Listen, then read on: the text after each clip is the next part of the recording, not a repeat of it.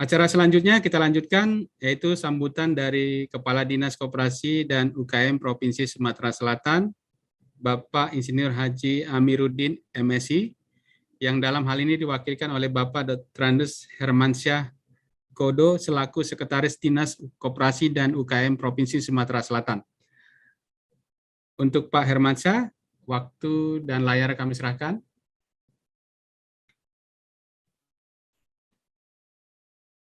Bisa di-unmute, Pak? Mic-nya belum? Ya, makasih. Baik, terima kasih Pak Atta, selaku moderator. Assalamualaikum warahmatullahi wabarakatuh. Waalaikumsalam. Alhamdulillah hamdan katsiran thayyiban barakallahu fi.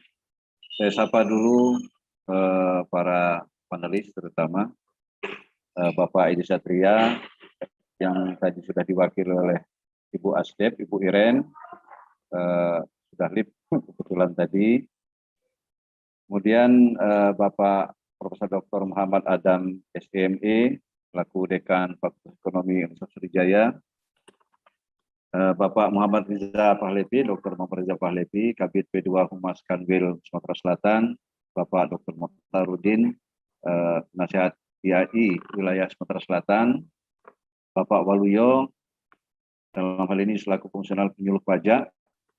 Kemudian Dirut Halu Pajak, Bapak Dr. Winston Manihuru. Mungkin yang terakhir, Ketua IAI Wilayah Sumatera Selatan, Ibu Dr. Inten Metia, serta para panelis-panelis lain, termasuk juga partisipan yang kami lihat di sini ada 173 terdaftar dalam webinar kita ini. Izinkan kami mewakili Bapak Kepala Dinas, Bapak Insinyur Haji Amiruddin MSI. Beliau hari ini sama seperti Ibu Deputi, kebetulan ikut acara di NTB bersama Bapak Menteri, dan hari ini sudah take off sebetulnya dalam perjalanan pulang ke Palembang kembali.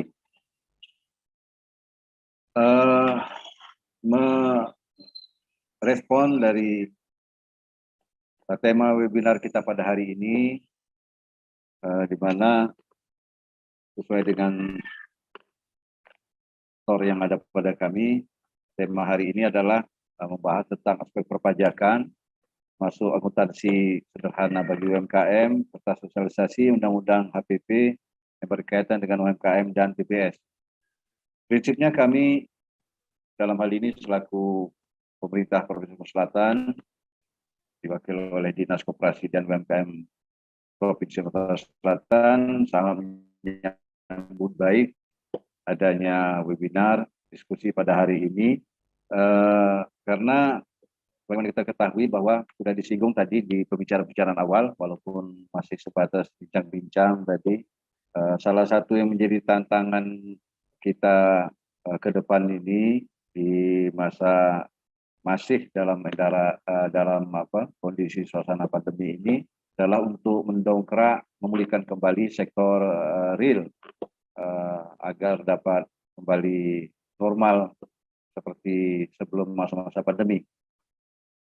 Nah, upaya untuk mendorong bangkitnya kembali sektor real, dalam hal ini digawangi mayoritas oleh pelaku UMKM. Kalau di head to head dengan sektor perpajakan ini memang sepertinya seperti dua kutub yang sama.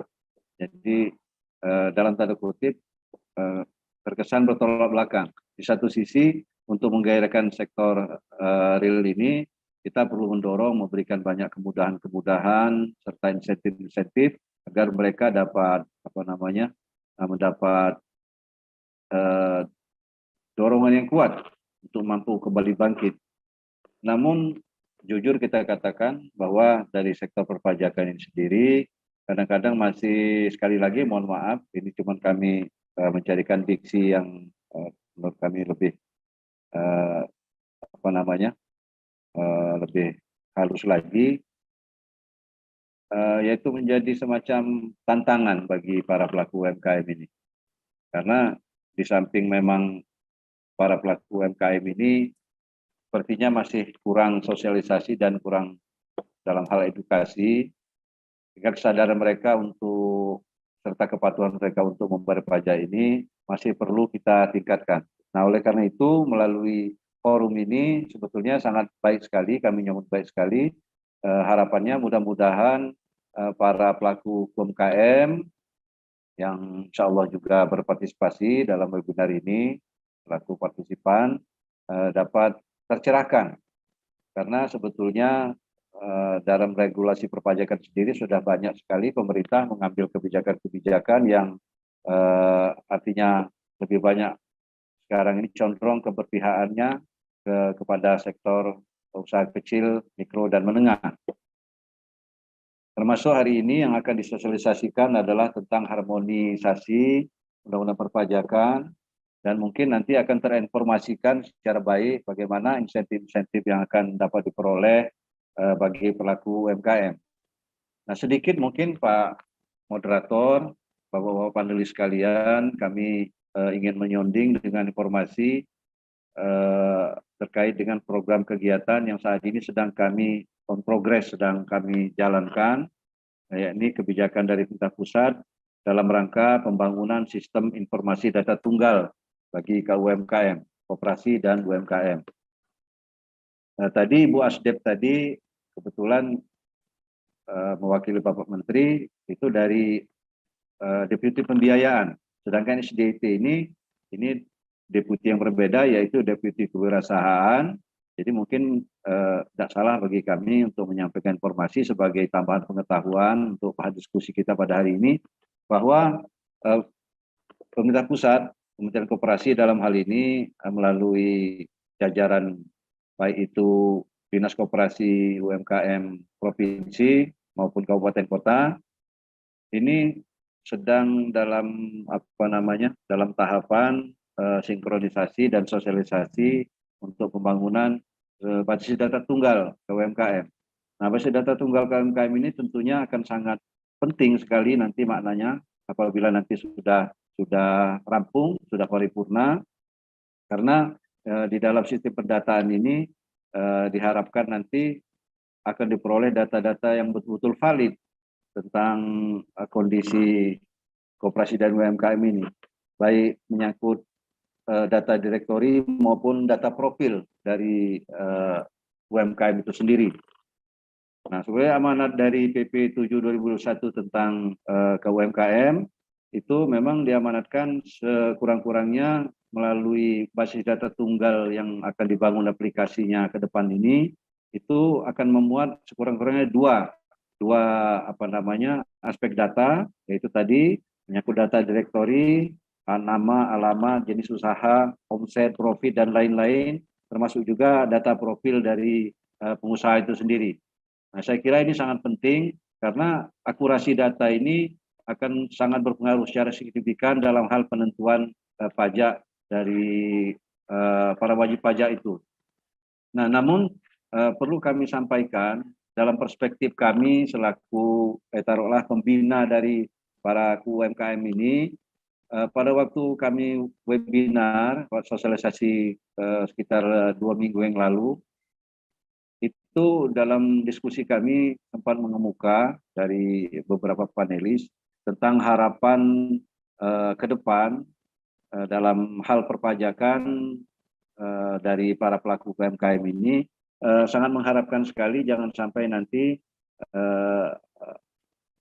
perpajakan ini akan menjadi, mohon maaf sekali lagi kami sampaikan, sebagai hambatan bagi para pelaku UMKM yang akan kita data, nanti itu cenderung tidak secara lugas menyampaikan atau menginformasikan tentang kondisi real yang ada pada UMKM tersebut.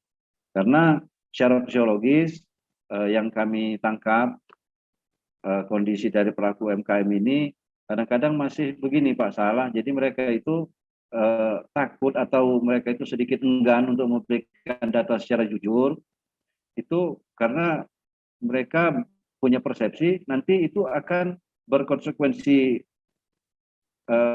langsung terhadap pembebanan pajak terhadap mereka. Nah, jadi mungkin bisa dimengerti, saya agak sulit memilihkan diksinya, Tapi seperti itulah kondisinya, Pak.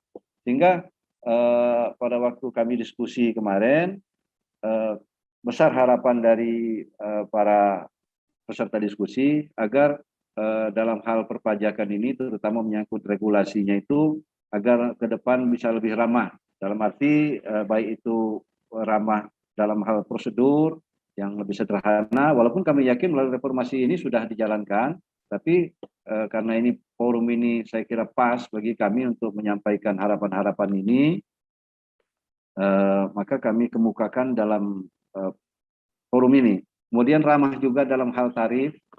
Jadi dalam arti ada insentif-insentif untuk kemudahan, tadi sudah disampaikan juga oleh Ibu Asdep tentang RPP final yang semula bagi pelaku UMKM ini 1%, sekarang sudah menjadi 5%, dan itu sangat membantu sekali sebetulnya bagi para pelaku UMKM dengan insentif-insentif penurunan pajak seperti itu. Kemudian juga perlu kita pertimbangkan aspek manfaat atau benefit yang akan diperoleh bagi para pelaku UMKM, dengan dengan kesadaran dan kepatuhan mereka dalam hal perpajakan ini, mungkin nanti akan kita lebih gali lagi apa manfaat-manfaatnya secara langsung, barangkali dari dalam hal mengakses permodalan atau pembiayaan baik dari lembaga perbankan maupun non perbankan. Nah, itu yang mungkin perlu kita nanti gali lebih jauh di sini. Saya kira itu Pak Sahala, dalam sambutan ini kami tidak punya sambutan tertulis seperti Ibu Asdep tadi, tapi beberapa hal ini juga merupakan pesan-pesan yang dititipkan kepada kami oleh Kepala Dinas untuk dapat disampaikan dalam forum webinar ini. Nah, demikian mungkin sekali lagi khusus kepada para rekan-rekan pelaku UMKM yang kebetulan mengikuti kegiatan webinar ini, kami harapkan bisa mengikuti kegiatan ini secara utuh sampai dengan selesai, dan mungkin dalam diskusi nanti akan bisa kita kita catat mungkin harapan-harapan yang lebih secara detail lagi, secara rinci lagi untuk disampaikan dalam kesempatan kali ini. Demikian mungkin sambutan sekaligus pengantar kami mewakili Kepala Dinas Koperasi UMKM Provinsi Selatan. Terima kasih sekali lagi atas segala perhatian. Mohon maaf apabila dalam menyampaikan sambutan mewakili Kepala Dinas ini ada kata-kata yang kurang berkenan atau kurang pantas. Kepada Allah kami mohonkan ampun. Kami akhiri sambutan ini dengan ucapan billahi taufiq wal hidayah. Wassalamualaikum warahmatullahi wabarakatuh. Baik, terima kasih Pak Hermansyah. Jadi mungkin kita bincang-bincang sebentar Pak ya. Jadi memang untuk kita lebih real ya, artinya apa yang Bapak pengenkan sebetulnya itu gunanya kita mengadakan webinar Pak, supaya kita saling memberikan apa yang supaya ini lebih bagus sistemnya dan UMKM kita bisa naik kelas. Jadi memang kalau sorry, sudah jelas Pak? Halo? Maaf, ini dari pagi tadi agak kurang stabil jaringan kami ini Pak. Jadi kadang-kadang agak sedikit terputus apa yang dibicarakan itu. Silakan, ini sudah bagus Pak. Silakan Pak. Jadi intinya sebetulnya bagaimana kenapa kita mengambil harmonisasi peraturan perpajakan ini, karena memang ke depan Pak sistem perpajakan kita itu akan terintegrasi. Bapak Hermansyah bisa dengar?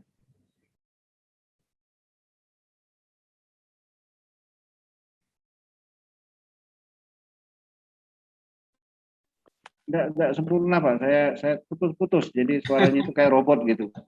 Dan ini jaringan kami sebetulnya yang di kantor ini yang bermasalah, bukan dari Bapaknya. Tapi nah ini bagus ini.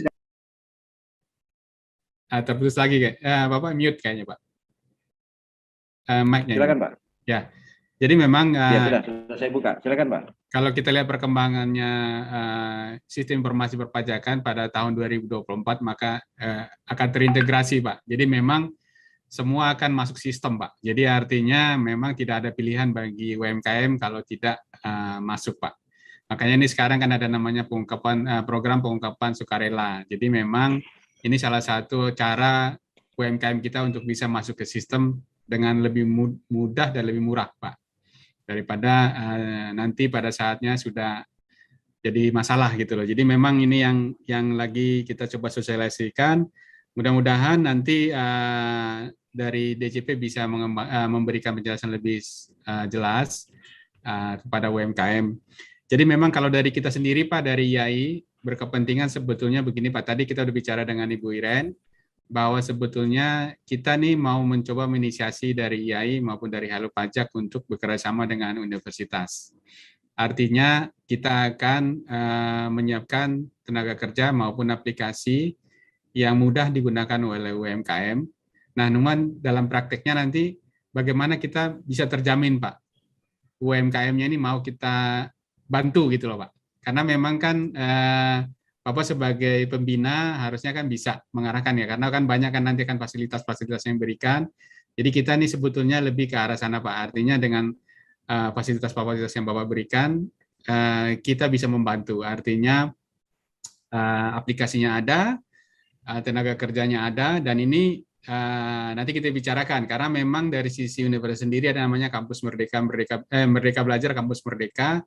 Mereka punya sumber daya manusia Pak yang untuk membantu UMKM, dan itu merupakan suatu kewajiban bagi mereka gitu loh. Jadi memang bagaimana kita saling mengisi nih kekosongannya Pak, supaya nanti langsung, artinya seperti saya bilang tadi singkatnya sebetulnya karena tadi Bu Iren bilang bahwa nanti yang langsung berhubungan dengan UMKM itu adalah dinas, Pak. Jadi memang kita akan melibatkan nanti IAI wilayah untuk bagaimana merilkan bekerjasama dengan universitas.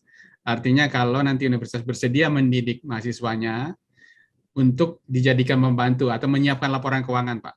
Jadi artinya bukan kita penyuluhan, tapi akan membantu sebagai jasa yang tidak berbayar kepada UMKM untuk membuat laporan keuangan. Jadi lebih ke sana Pak. Jadi tapi intinya sebetulnya bagaimana kerjasama ini bisa kita realisasi jika kita ada semacam kesepakatan Pak.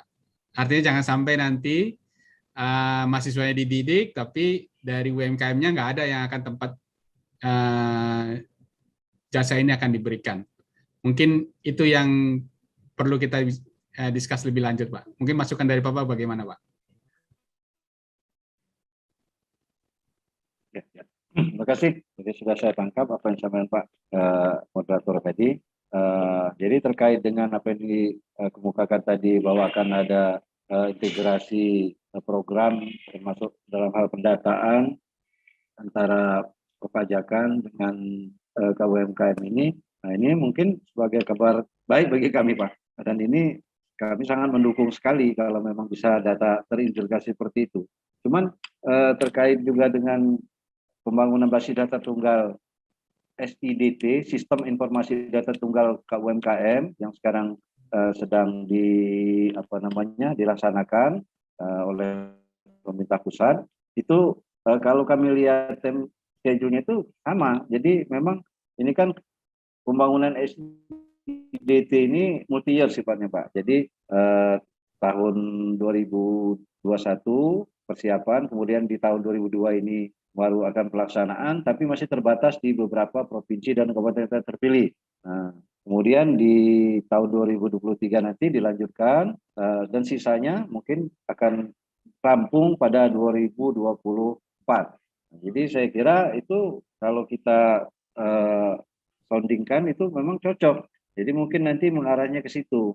Jadi melalui data-data yang sudah bisa kita gali melalui SDT ini nanti, itu akan menjadi database atau baseline bagi para aparatur perpajakan dalam menggali data-data para wajib pajak. Dan tadi disinggung oleh Pak Sahala juga bahwa ini merupakan suatu keniscayaan. Jadi mau tidak mau mereka itu harus ikut. Kalau tidak mereka tidak akan masuk dalam database ini. Nah, itu saya kira suatu kemajuan yang patut kita apresiasi.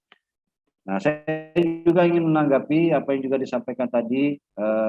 Mohon maaf agak sedikit terputus. Jadi saya tangkap tadi ada program dari pihak universitas bersama dengan IAI itu untuk mendayagunakan para mahasiswa akan melakukan pendampingan istilahnya Pak ya. Jadi pendampingan bagi para pelaku UMKM untuk bagaimana mereka bisa secara langsung, secara on the spot, jadi didampingi dalam hal termasuk edukasi masalah pelajakan, dan mungkin juga termasuk dalam hal praktek untuk pembuatan sistem akuntansi yang sederhana bagi para pelaku UMKM.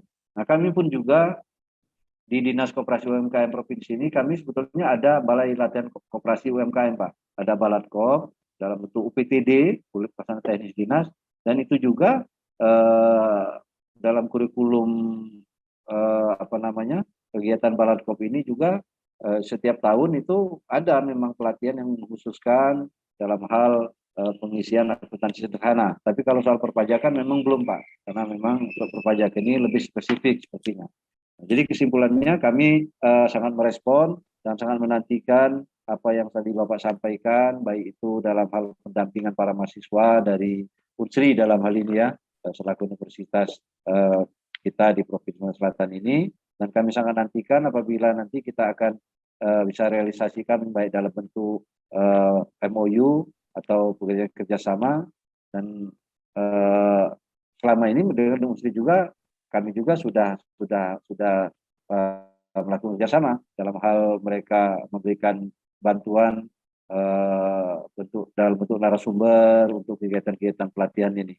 Nah, ini kalau untuk mahasiswa yang disampaikan tadi itu artinya kami sangat-sangat menantikan dan sangat menyambut baik apa yang menjadi gagasan atau inisiasi yang sudah Bapak sampaikan dalam forum ini tadi.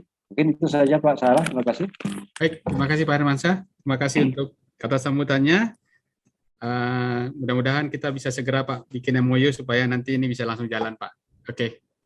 Baik. Ya. Nanti kita akan hubungin Jadi Bapak lagi ya Pak. Langsung tutup Pak. Assalamualaikum.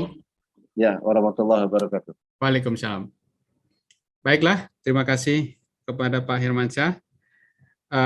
Baiklah, kita lanjutkan untuk acara berikutnya, yaitu sambutan dari Dekan Fakultas Ekonomi Universitas Sriwijaya, Bapak Profesor Dr. Muhammad Adam SE, ME. Kepada Bapak Dekan, waktu dan layar kami serahkan. Terima kasih Bapak Sata. Assalamualaikum warahmatullahi wabarakatuh. Waalaikumsalam. Ya, puji bagi Allah Subhanahu wa taala yang telah memberikan nikmat dan juga kesehatan bagi kita semua sehingga kita bisa dapat berkumpul bersama via online pada kesempatan web seminar series ya, dengan tema aspek perpajakan dan akuntansi UMKM serta sosialisasi Undang-Undang Harmonisasi Peraturan Perpajakan yang berkaitan dengan usaha UMKM dan program pengungkapan sukarela, bahasanya PPS.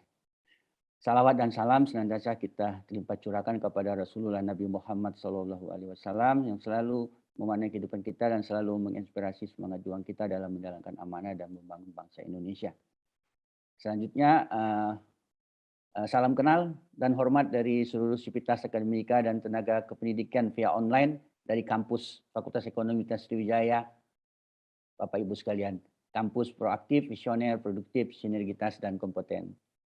Bapak Ibu sekalian, sebelumnya saya menyampaikan ucapan terima kasih yang sebesar-besarnya kepada yang terhormat Bapak Menteri Koperasi dan UMKM Republik Indonesia, yang kami hormati Bapak Insinyur Edi Satria MA, Deputi Bidang Restrukturisasi Usaha Kementerian Koperasi dan UMKM yang tadi yang diwakili oleh Ibu Irina Suwaryani, Asdep Pembiayaan Usaha Mikro.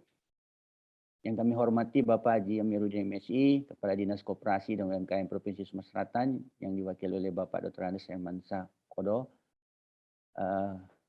Kemudian yang kami hormati juga Ibu Dr. Inten Mutia SEM MACC AKCA, Ketua Ikatan Akuntan Wilayah Sumsel, yang dalam hal ini diwakili oleh Sekretaris IAI Wilayah Sumsel oleh Bapak Anton Indra Budiman SEM AK CA CP ACSRA, dan juga yang kami hormati Kepala Kanwil DBJP Sumatera Selatan dan Kepulauan Bangka Belitung, dalam hal ini diwakili oleh Bapak Dr. Muhammad Riza Fale PSA LLM, Kepala Bidang Penyuluhan dan Pelayanan hubungan masyarakat kami di Divisi Sumsel Babel sebagai keynote speaker pada hari ini, dan juga yang kami hormati juga Bapak Dr. Mutarudin, Dr.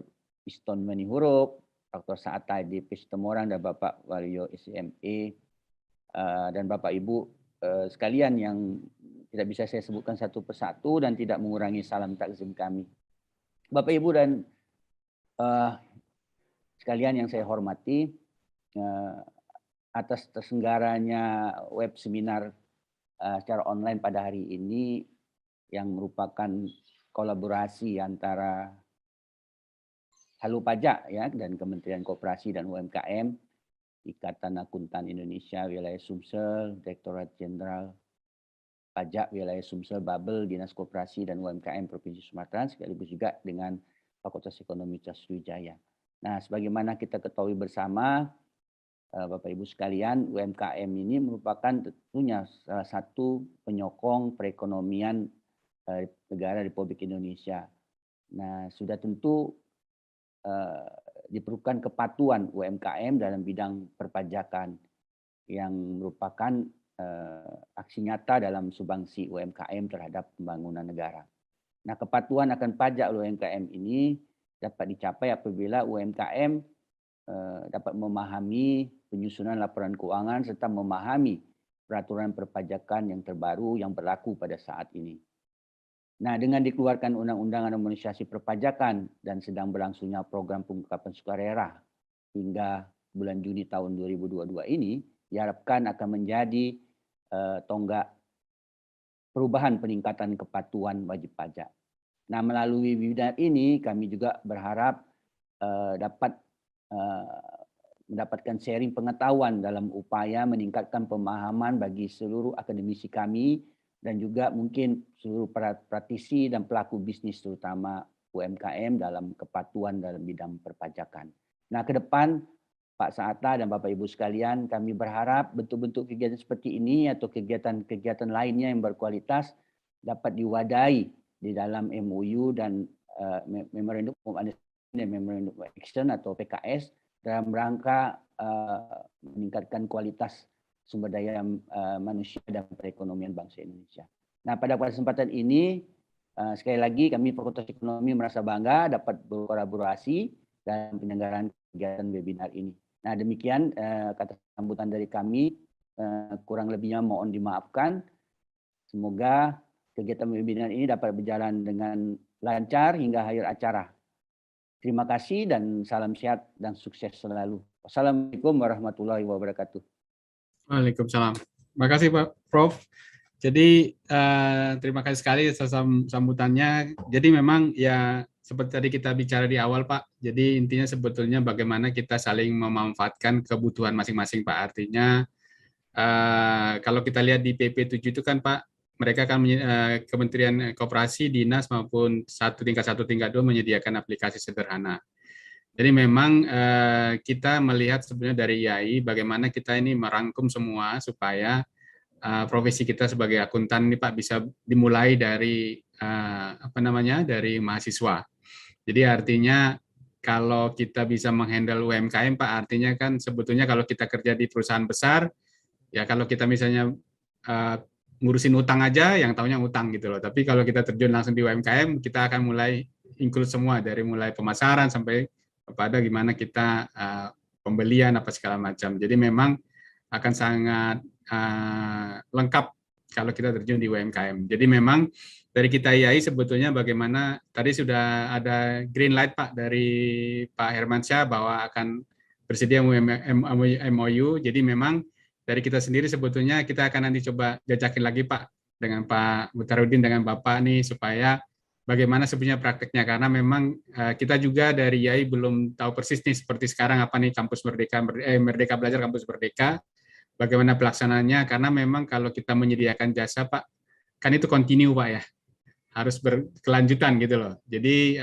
bagaimana kita menyikapi ini supaya mungkin Bapak bisa kasih masukan kira-kira bagaimana kita supaya ini berjalan langsung Pak. Jadi nanti bentuk kerjasama seperti saya bilang tadi, kalau konsepnya kita sebetulnya nanti kita menggunakan baik aplikasi yang dari universitas maupun aplikasi dari luar yang bisa diterapkan, dan terus nanti ada targetnya Pak. Jadi misalnya kita didik nanti mahasiswanya, nanti kita dengan MOU dengan Kementerian Koperasi, jadi mereka akan menyediakan jasa pembuatan laporan keuangan kepada UMKM yang ditunjuk oleh Dinas Koperasi. Kira-kira begitu Pak, mungkin konsepnya yang kita coba kasih gitu Pak. Ya Pak Sata, memang benar itu semua itunya salah satunya mendukung programnya Bapak Menteri kita, Menteri Pendidikan dan Kebudayaan, Riset dan Teknologi, Bapak Nadiem Anwar Makarim, memang telah meluncurkan kebijakan Merdeka Belajar Pak. Ini sangat terkait benar itu, terutama dengan kebijakan otonomi bagi perguruan tinggi, baik itu perguruan tinggi negeri maupun swasta ya.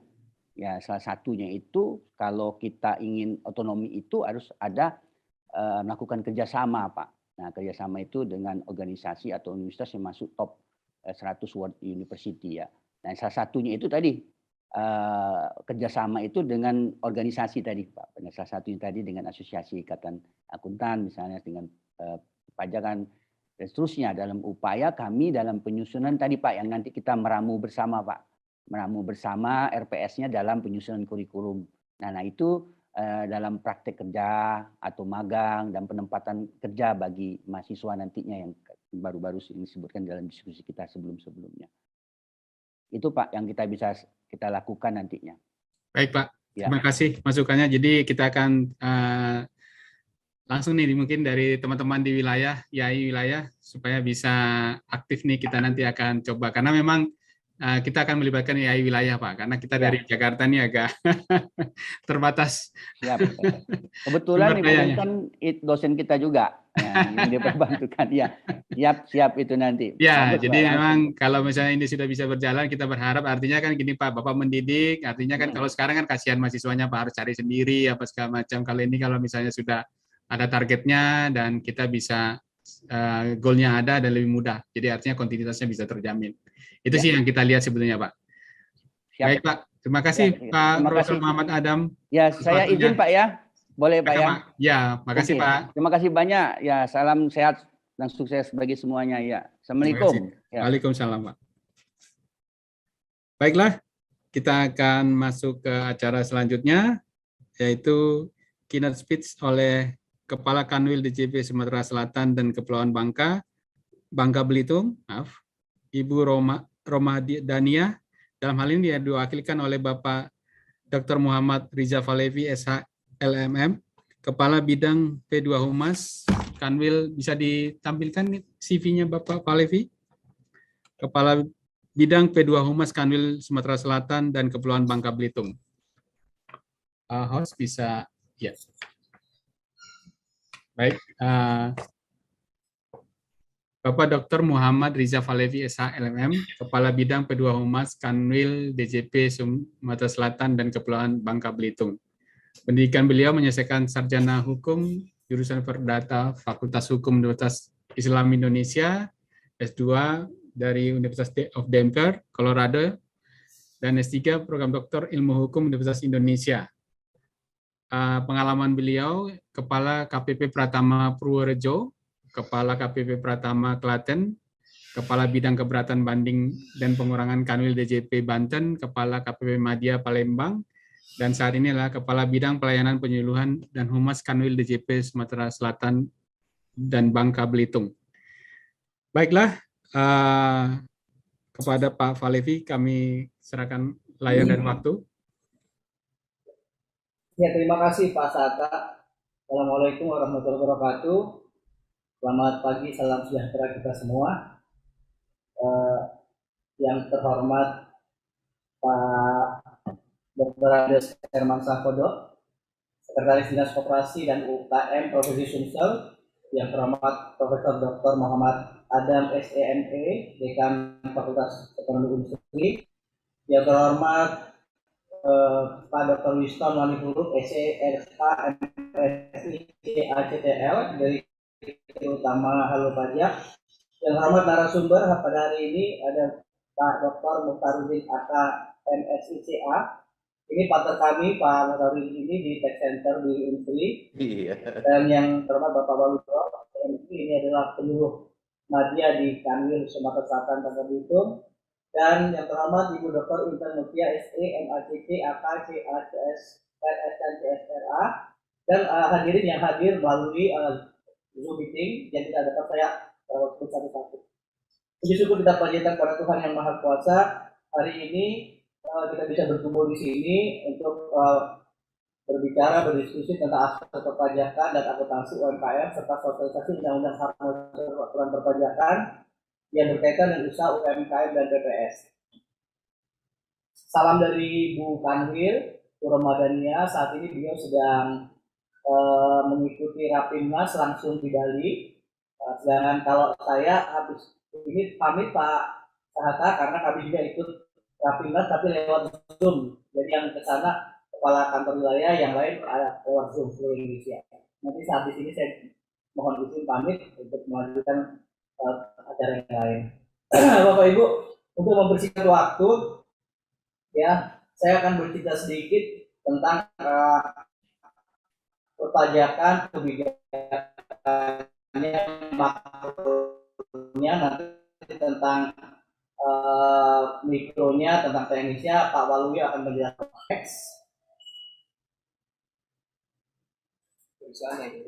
Lanjut Pak. Ini share screen-nya dari sana Pak Sahata, jadi saya minta tolong dulu. Jadi menurut Undang-Undang tahun 2008 tentang usaha mikro kecil menengah, jadi usaha produktif milik orang perorangan dan atau badan usaha perseorangan yang memiliki kriteria sebagai berikut. Jadi kriteria mikro kecil dan menengah, Bapak Ibu saya yakin tahu, saya hanya refreshing aja. Jadi kalau untuk mikro, kekayaan bersihnya maksimal 50 juta. Kalau nggak salah saya baca semalam itu ini di luar aset tanah. Ya.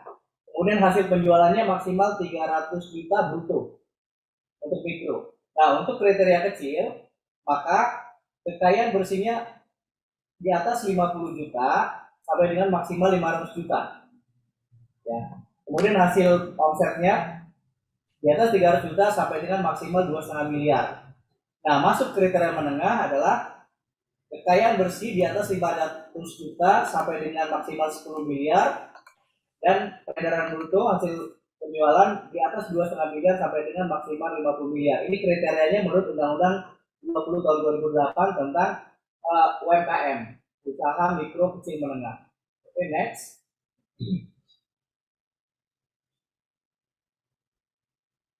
Bisa lanjut.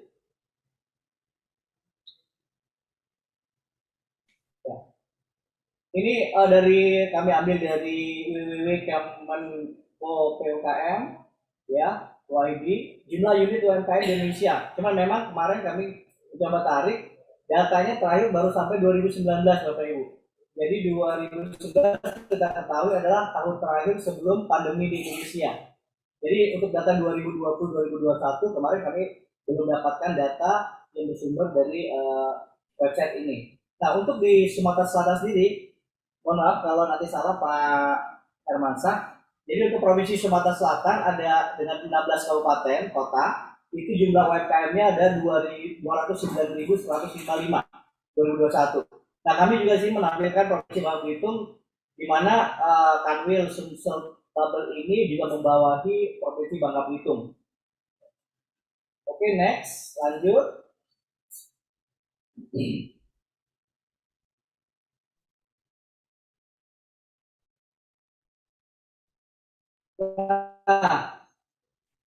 UMKM di Indonesia. Sebagaimana kita ketahui, ya, ada reformasi perpajakan yang terdiri tahun 1983, ya, yaitu merubah salah satunya adalah merubah prinsip pemajakan Indonesia dari official assessment menjadi self assessment. Nah, sebelum tahun 1983, maka pemajakan memakai sistem official assessment. Pajak yang harus dibayar oleh wajib pajak termasuk UMKM itu dihitungkan oleh kantor pajak. Dihitung oleh kantor pajak, nanti berdasarkan hitungan tersebutlah berapa pajak yang harus dibayar. Tidak ada pembedaan khusus antara wajib pajak UMKM dengan wajib pajak lainnya.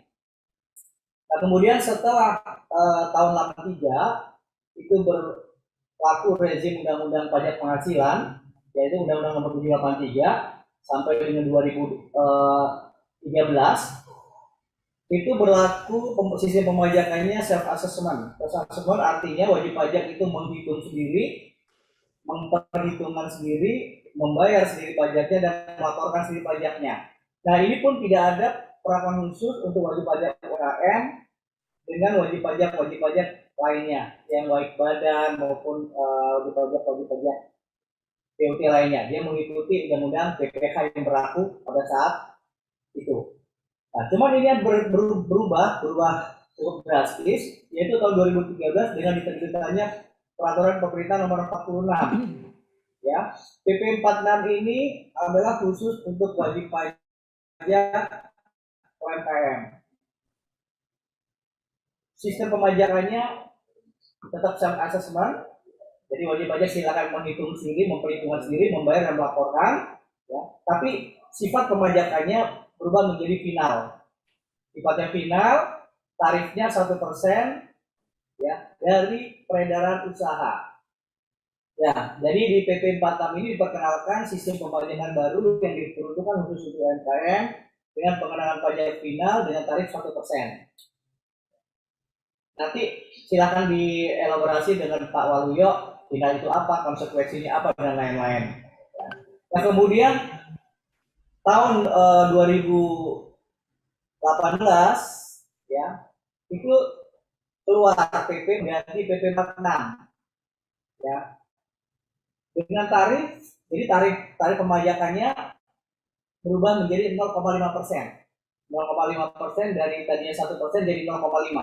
Jadi kalau teman-teman pajak ini bercandanya gampang ingatnya, dibagi 50% aja katanya. PP-nya pun dari PP 46 jadi PP 23. Tarifnya pun dari 1% jadi 0,5%. Jadi 50%-nya di PP 23 itu.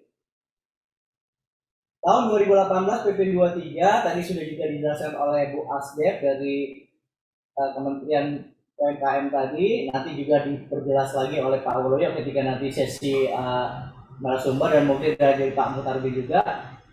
Di mana sih perbedaannya di PP 46 2013 dan 2008 PP 23 selain daripada tarif yang memang turun dari 1% jadi 0,5%, silakan nanti dielaborasi. Nah, kemudian tahun 2021 terbit Undang-Undang Harmonisasi Peraturan Perpajakan Nomor 7/2021. Inti pemajakan di sini untuk UMKM adalah sampai dengan 500 juta peredaran usaha sampai dengan 5 juta itu tidak dikenakan pajak penghasilan. Ya, jadi kalau 500 itu kurang lebih per bulannya penghasilannya sekitar 40 juta lebih. Itu tidak dikenakan sampai dengan 500 juta. Nanti cara ngitungnya gimana? Silahkan nanti ketika teman-teman secara teknis. Seperti apa ngitungnya? Misalnya satu UMKM dapatnya 550 juta setahun. Nah, ngitungnya seperti apa pajaknya. Dan tetap mengacu ke PP 23 tarifnya tetap 0,5% dan sifatnya masih final. Nah, itu yang ada di Undang-Undang HPP. Jadi kalau kita melihat rangkaian ini, Bapak Ibu, ini kelihatan sekali bagaimana perhatian pemerintah terhadap usaha UMKM ini. Jadi juga mungkin nanti menjawab jadi kekhawatiran dari Pak Hermansyah tadi, Pak, takutnya kalau pajak itu menjadi beban, tapi ternyata pemerintah cukup memberikan konsentrasi yang penuh, Pak, untuk bagaimana kita mendorong UMKM kita agar dapat berkembang bisnisnya dan dapat eksis di tengah persaingan global saat ini. Ya. Bahkan di Undang-Undang HPP ini sampai dengan 500 juta tidak dikenakan. Oke. Nah, ini tadi regulasinya yang saat ini dari tahun ke tahun. Jadi Undang-Undang PPh 36/2008 itu Undang-Undang PPh terakhir. Kemudian ada PP 46 2013, ada PP 2000 nomor 23 2018 dan Undang-Undang HPP nomor 7 2021. Dasar pengenanya adalah kalau Undang-Undang PPh nomor 36 adalah penghasilan kena pajak. Ya, teman-teman akuntansi sudah familiar sekali bagaimana kita mencari penghasilan kena pajak. Tapi mulai PP 46, PP 23 dan Undang-Undang 7 2021 HPP, dasar pemajakan untuk UMKM ada peredaran bruto selama 1 tahun. Nah, batas penghasilan untuk di Undang-Undang PPh adalah PTK untuk orang pribadi, ya. Kemudian untuk PP 46 ini adalah batas penghasilan sampai dengan 4,8 miliar itu masih dikenakan PP 46. Tapi kalau dia 4,8 itu masuk ke WP normal biasa. PP 23 pun masih thresholdnya di posisi 4,8 miliar, tapi untuk di undang-undang HPP untuk UMKM di atas 500 juta yang dikenakan PPh, pajak penghasilan. Untuk tarif, dulu waktu di masih undang-undang PPh, rezim beberapa PPh, kalau orang pribadi minimal 5%, maksimal 30%, tergantung dari tax bracketnya masing-masing penghasilan. Kemudian di PP 46 tarif berubah menjadi 1%, PP 23 tarif turun menjadi 0,5%, dan di undang-undang HPP tarifnya tetap sama mengacu PP nomor 23, hanya ada threshold jumlah yang tidak dikenakan untuk PPh-nya, yaitu 500 juta. Oke, next.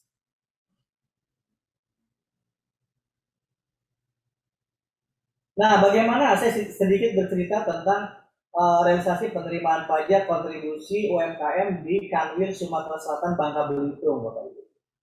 Jadi untuk dari 2017 sampai 2021, ya, mungkin kita ambil 3 tahun terakhir aja dari 2019. 2019 itu adalah tahun terakhir sebelum pandemi. Pada saat itu untuk Sumatera Selatan itu memberikan realisasi pajaknya 98 miliar dari pembayar UMKM. Jumlah wajib pajaknya sekitar 71.000, ya. Kemudian kontribusinya kurang lebih hanya 0,89%, ya, masih kecil sekali terhadap target penerimaan pajak Kanwil Sumsel Babel. Kemudian tahun 2020 ini kita sudah mengetahui adanya pandemi. Dari sesi pajaknya 67 miliar dari UMKM, jumlah wajib pajaknya kalau kita lihat itu mengalami penurunan yang luar biasa, yaitu dari 71.000 yang membayar pajak menjadi 40.720 yang membayar pajak untuk daerah Sumsel. Kontribusinya otomatis turun juga, ya, seiring juga dengan turunnya realisasi perpajakan. Lalu di 2021 masih pandemi juga, realisasi perpajakannya naik kalau kita dibandingkan year to year dengan 2020, maka untuk Sumatera Selatan realisasi perpajakan 68 miliar dibanding 67, sehingga ada kenaikan. Jadi sini tergambar di tahun 2021 sudah terjadi perbaikan ekonomi walaupun belum kembali ke seperti tahun 2019. Nah, namun dari jumlah wajib pajaknya terjadi penurunan yang drastis dari 2020 ke 2021. Yaitu hanya 20.831 yang membayar pajak dari UMKM ini. Jadi kalau kita ambil dari jumlah partisipasi UMKM dan membayar pajak di daerah Sumatera Selatan, di tahun 2019 ada 71.000, di 2020 ada 40.000 wajib pajak, di tahun 2021 tinggal 20.831 yang membayar pajak. Nah, mudah-mudahan nanti di tahun 2022 ini seiring meningkatnya juga nanti perekonomian, seiring juga dengan tujuan daripada webinar ini ya Pak Saka, Pak Wilson, mudah-mudahan nanti bisa mendorong, mengelaborasi kenaikan daripada UMKM untuk memiliki kontribusi ekonomi dulu. Yang penting kontribusi ekonomi UMKM di Provinsi Sumatera Selatan dulu. Masa perpajakannya nanti tergantung daripada tingkat penghasilan mereka masing-masing. Ya kalau kami sih dari pajak berharap memang ada kontribusinya, tapi kalaupun tidak, yang penting sekarang UMKM eksis dulu untuk kontribusi ekonomi di Sumatera Selatan. Oke, lanjut.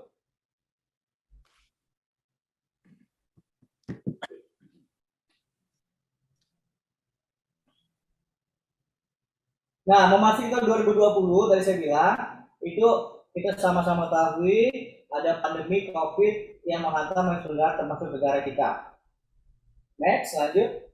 Pemerintah pusat itu memberikan beberapa insentif, Bapak Ibu, ya, termasuk salah satu insentif kepada UMKM.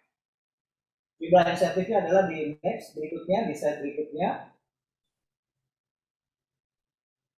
Nah, jumlah insentif untuk UMKM korporasi itu ada 186,8. Insentif untuk diperpajakan sendiri adalah pajak bulanannya dari UMKM itu ditanggung oleh pajak oleh negara, ditanggung oleh negara.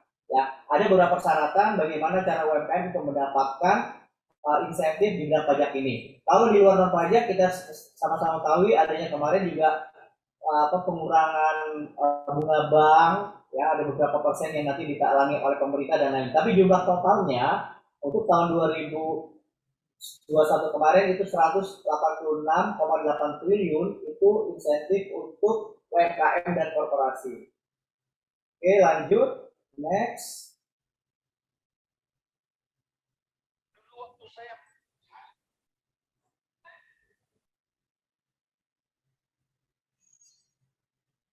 Nah, ini insentif tadi saya bilang, ya untuk tahun 2020 ada PMK 44 2020, yaitu pasal 21 BTP ditanggung pemerintah, PPh final UMKM ditanggung pemerintah, kemudian pembebasan pasal 22 impor, pengurangan angsuran pasal 25, ini AWP normal biasa, pengembalian pendahuluan PPN bagi PKP risiko rendah. Nah, 2021 insentifnya untuk UMKM tetap ada, untuk yang lain menyesuaikan. Ya, ada yang di 2020 diberikan, 2021 tidak. Nah, untuk di 2022 ya kita masih sama-sama menunggu nanti dia payung hukumnya berupa PMK. Sekarang baru bulan Januari ya, kita berharap akan diterbitkan dalam waktu dekat ini atau mungkin sudah diterbitkan, saya belum update lagi. Oke, lanjut. Mungkin ini terakhir slide saya Pak Sakata. Ya, terima kasih Pak Sakata. Terima kasih hadirin semua. Itu sedikit makro yang bisa saya sampaikan untuk mengantarkan diskusi nanti yang akan disampaikan oleh narasumber Pak Dr. Mutahuddin dan Pak Waluyo. Demikian saya sampaikan. Mohon maaf apabila ada kata-kata kurang berkenan. Wassalamualaikum warahmatullahi wabarakatuh. Waalaikumsalam warahmatullahi wabarakatuh. Baik, terima kasih Pak Falevi. Jadi mungkin tadi bisa menjawab kekhawatiran Pak Herman saya, Pak ya. Jadi memang kita sendiri juga dari YAI sangat mendukung nih upaya dari DJP untuk supaya terutama nih dengan ada pengungkapan sukarela nih. Jadi supaya semua orang nanti bisa masuk sistem untuk meningkatkan kepatuhan. Baik Pak, jadi terima kasih atas keynote speech-nya. Kita sampaikan salam kepada Ibu Romadania supaya kita juga sangat berharap ke depan kerjasama seperti ini masih bisa berlanjut Pak. Mudah-mudahan nanti dari teman-teman dari YAI wilayah bisa lebih intens untuk berhubungan dengan DJP supaya kegiatan-kegiatan ini terutama yang berkaitan dengan UMKM. Kami juga berharap nanti untuk didukung Pak. Yang untuk tadi yang program kita yang dengan universitas. Jadi saran kita mungkin dari YAI supaya kalau nanti sudah UMKM-nya membuat pembukuan harus ada lebihnya Pak daripada yang tidak gitu loh. Jadi supaya nanti ini bisa searah Pak gitu loh. Jadi kan Bapak maunya kan sebenarnya kita patuh nih Pak. Kalau kepatuhan kan kalau ada pembukuan lebih tinggi kepatuhannya daripada tidak ada. Jadi memang program kita satu, jadi mudah-mudahan ini bisa berjalan Pak. Oke, terima kasih Pak. Jadi kita lanjutkan acara selanjutnya, yaitu acara pembahasan. Saya pamit Pak. Ya, terima kasih Pak. Saya pamit ya. Ya, terima kasih Saya Pak. Pamit, ya, karena masih rapi mungkin 2 hari lagi. Silakan Pak. Pak. Terima kasih. Ya, mudah-mudahan acara selanjutnya bisa berjalan dengan baik Pak.